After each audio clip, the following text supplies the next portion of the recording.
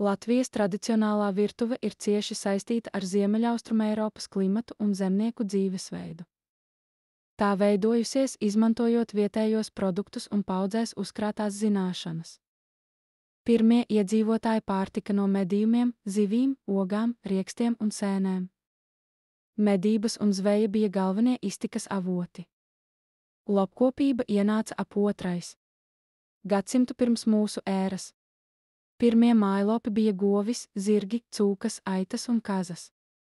Ap šo laiku sāka audzēt arī pirmos graudaugus. Sākotnēji graudus vārīja putrās. Roku dzirnavas un maizes krāsnes parādījās ap 10. gadsimtu, ļaujot cept raudzētu rudzu un miežu maizi. Vēlāk ienāca arī citi kultūraugi. Piens uzturā parādījās 1. gadsimtā pirms mūsu ēras. Sviests kļuva par vērtīgu tirdzniecības preci, ko veicināja sāls pieejamība. Skāpiena siers no biezpiena arī ieguva nozīmi.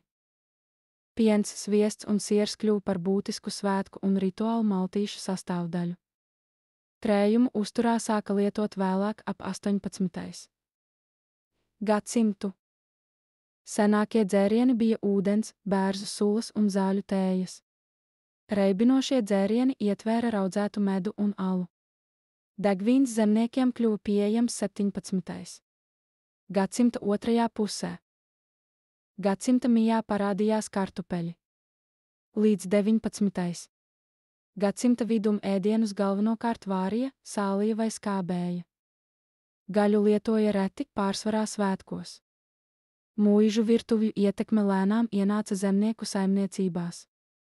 19. gadsimta otrajā pusē ieviesa plītis, sāka cept ēdienus. Pavārgrāmatas popularizēja jaunus ēdienus.